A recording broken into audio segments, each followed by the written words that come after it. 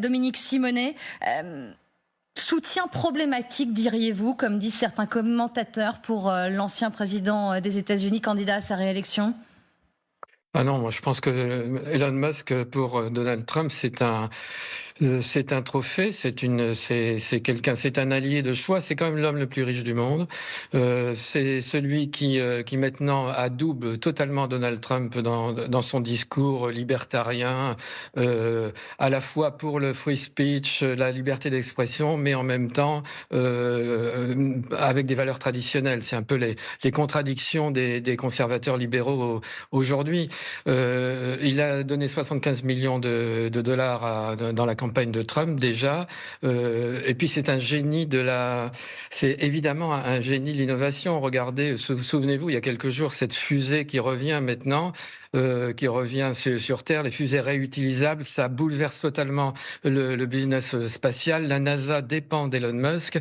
Il y a son réseau X qui est un réseau extrêmement influent. Il vient de lancer une loterie aussi, on en avait parlé, où il propose tous les jours 1 million de dollars aux gagnants et d'une certaine manière, il achète des voix en donnant 45 dollars à chaque personne qui va signer sa pétition, Voilà. 100 dollars en Pennsylvanie, uniquement dans les États clés. Donc il y a une force de frappe d'Elon Musk qui est considérable. Alors ce qui est un peu plus inquiétant, en revanche, c'est ces liens qu'on découvre de plus en plus, comme ceux de Donald Trump d'ailleurs, avec la Russie de Poutine. C'est sa manière de faire de la politique internationale, où il a une influence, notamment avec son réseau Starlink, sur l'Ukraine et apparemment sur Taïwan aussi. Négocier, semble-t-il, il faut encore que tout ça soit vérifié, enfin ce sont des informations du Wall Street Journal, négocier, semble-t-il, avec la Russie. Donc il y a un certain nombre de problèmes de sécurité nationale qui se posent avec ce monsieur, et sans doute aussi de conflits d'intérêts, puisque Donald Trump veut lui confier une commission qui contrôlerait l'administration publique. Or, on sait que toutes ces entreprises sont soit financées, soit ont des crédits d'impôt, soit très engagées avec le gouvernement fédéral. Donc, il y a un certain nombre de collusions à la fois à l'intérieur et à l'extérieur qui sont véritablement problématiques. Mais ça ne l'empêche pas d'être un soutien important pour Donald Trump en ce moment. Oui, toujours plus soutien économique, médiatique. Regardez ce qu'il disait chez Tucker Carlson, présentateur américain bien connu qui a officié sur Fox News, c'était le 7 octobre dernier. Voilà ce qu'il dit: si nous perdons, je suis clairement dans la merde. Combien de temps pensez-vous que je vais passer en prison? Je ne sais pas quand je vais revoir mes enfants. Je n'ai pas arrêté de dire du mal de Kamala Harris.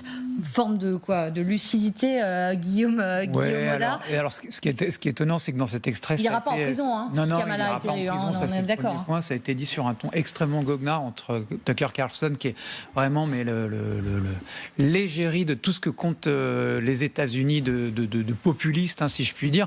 D'ailleurs, c'est lui, Tucker Carlson, c'est plutôt Elon Musk qui avait offert à Tucker Carlson un média pour son interview qu'il avait fait de Poutine. Donc on voit une espèce de triumvirat là, qui s'est constitué autour de Trump. Poutine, Tucker Carlson et Elon Musk. Et puis bon, deuxième point, il y a une petite chose, c'est vrai qu'avec cette loterie et ces 100 dollars qu'il distribue à toutes celles et ceux qui d'abord remplissent ce questionnaire, puis ce million de dollars qu'il offre, hein, il offre à peu près 45 millions de dollars par mois à la campagne Trump, donc ce qui est énormissime. En effet, ça fait peser des soupçons d'achat de voix et de concurrence qui seraient délictueuses, mais le temps de la justice aux États-Unis n'est pas celui du temps de la politique. L'élection américaine, c'est dans 9 jours. Oui, effectivement. Et aux spécialistes de politique française, pardonnez-moi, je ne peux pas faire cette parenthèse, mais quand on sait à quel point le financement des campagnes Frédéric Delpech est encadré, c'est vrai que ces chiffres donnent le tournis, et ces méthodes également. Hein. On ne peut pas comparer, parce que on connaît les montants des campagnes. D'ailleurs, Kamala Harris a des montants parfois même supérieurs à ceux de Donald Trump en termes de financement. Ça a été sans doute aussi une des causes du retrait de Joe Biden un peu précipité. Il y avait un tarissement du financement de la campagne, et c'est sans doute l'argument qui a pesé pour que Joe Biden renonce à l'élection présidentielle, parce que les financements se tarissaient. Donc les sommes sont considérables, bien sûr, pour les campagnes américaines. Ça n'a rien à voir, il n'y a pas le même encadrement, c'est complètement disproportionné. Et donc les électeurs américains ne sont pas du tout sur... je ne pense pas que ça pèse pour les électeurs américains, cette considération de montants qui paraissent considérables. On est à 1 milliard dépensé là, 1 milliard de dollars, hein. Ça ne s'est jamais vu dans l'histoire des élections. Campagne de campagnes des deux côtés, confondues. 1 milliard de dollars Alexandre dépensés, Malafaille, ces chiffres vous inspirent Oui, qu'on n'est pas dans le même pays, ça c'est très clair. Voilà, on ne joue pas avec les mêmes partis, les mêmes armes, c'est pas non plus les mêmes modèles. C'est-à-dire que la politique américaine, elle a quelque chose de beaucoup plus ancré sur le business, quand même. Donc il y a quand même un financement par intérêt des uns ou des autres. Voilà, c'est des approches qui sont extrêmement différentes de celles que l'on a, mais c'est très pragmatique. C'est-à-dire que derrière, tout ça n'est pas fait uniquement pour dépenser son argent. C'est que derrière, il y a des vraies stratégies, il y a des vraies visions, il y a des vrais projets, il y a des vrais retours sur investissement aussi. Et après, je trouve que le fait qu'il ait réussi à vraiment rallier Elon Musk pour Donald Trump, c'est une vraie chance. Oui. Ça apporte beaucoup de crédit. Elon Musk, c'est un peu le rêve américain. Et ça parle énormément des lecteurs et d'Américains. Et surtout, c'est concret. Ouais. C'est-à-dire que quand vous avez Taylor Swift, c'est bien, c'est la culture, c'est très bien, mais c'est beaucoup moins concret. Là, vous avez quelqu'un qui est un faiseur, qui envoie des fusées dans l'espace, qui décide de racheter X, Twitter à l'époque, 45 milliards de dollars, je fais un chèque et puis on y va. Un type qui a quand même fait Tesla, qui était dans l'avant-garde par rapport aux voitures électriques. Donc ce type-là, il est quelque chose, il incarne une capacité à faire, à délivrer, il est une promesse. Donc finalement, il dit voilà, avec des gens comme ça, on va y arriver. Ça donne de la crédibilité à Donald Trump, qui a été quand même très lâché par beaucoup de républicains quand même autour de lui. Mais là, il a des gens qui sont l'avenir, alors que ceux qui l'ont lâché, c'est le passé. J-9, je le rappelle, avant cette élection présidentielle américaine. Un système électoral aussi pas toujours très simple à comprendre. On va se pencher avec vous, Kady, sur ces swing states qui peuvent faire basculer l'élection présidentielle. Qui a l'avantage dans ces étapes pivots? On en compte 7. Exactement. Et quels sont les enjeux? Oui, alors justement, Marie, concrètement, regardez bien cette carte pour bien comprendre de quoi on parle. Ces États clés, donc il y en a 7, vous l'avez dit. Donc le Nevada, l'Arizona, le Wisconsin, le Michigan, la Caroline du Nord, la Géorgie et la Pennsylvanie. On va s'y arrêter un moment, parce que la Pennsylvanie des 7, c'est celui qui pèse le plus lourd comprenez en nombre de grands électeurs, 19 à la clé. Cet État, c'était le faiseur de roi en quelque sorte en 2020 en faveur de Joe Biden. Et en 2016, cet État avait souri à Donald Trump. C'était d'autant plus incroyable à l'époque que depuis 1988, aucun candidat républicain ne l'avait emporté. Actuellement, c'est extrêmement serré. Donc, regardez bien ce sondage du jour de 538 que publie le New York Times. Avantage à Kamala Harris, d'à peine un point devant Donald Trump. Tout est extrêmement serré.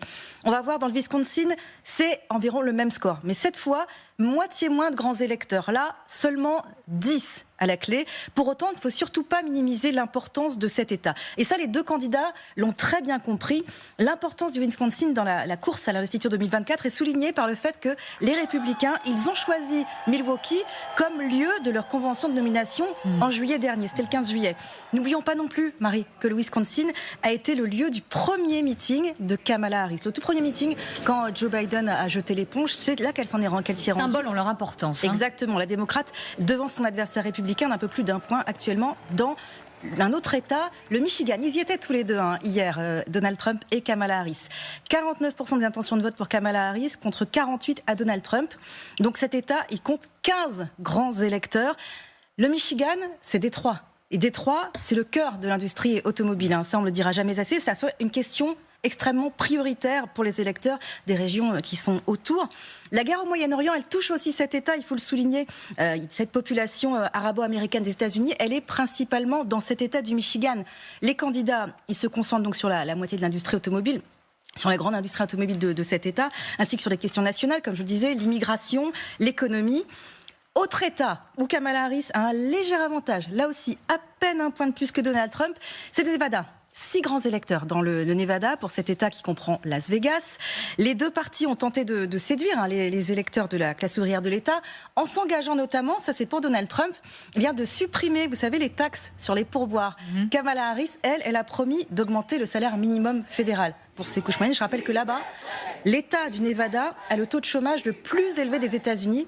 5,5% environ, Marie. Le chiffre qui continue de faire rêver certains pays européens.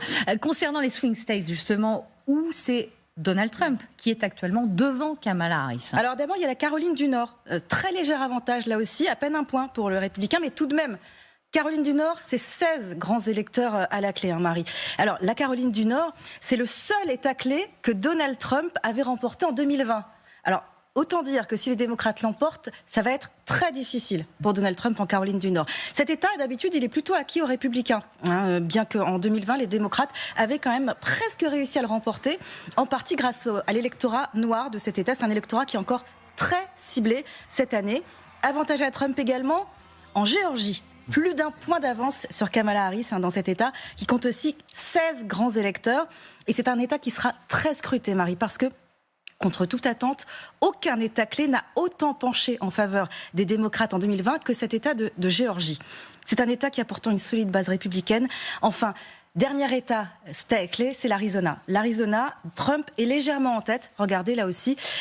11 grands électeurs en Arizona à décrocher. L'Arizona, c'est le seul État clé qui se trouve le long de la frontière entre les États-Unis et le Mexique. Et le fameux mur. Et voilà, et environ 1 électeur sur 4 est latino-américain, à suivre donc de très près cet État si Donald Trump ne l'emporte pas, parce que là aussi, il y a eu beaucoup de manifestations pro-Trump lors de l'élection, entre guillemets, volée, des termes qu'avait utilisé Donald Trump face à Joe Biden. Merci beaucoup, Kady Adoum-Douas.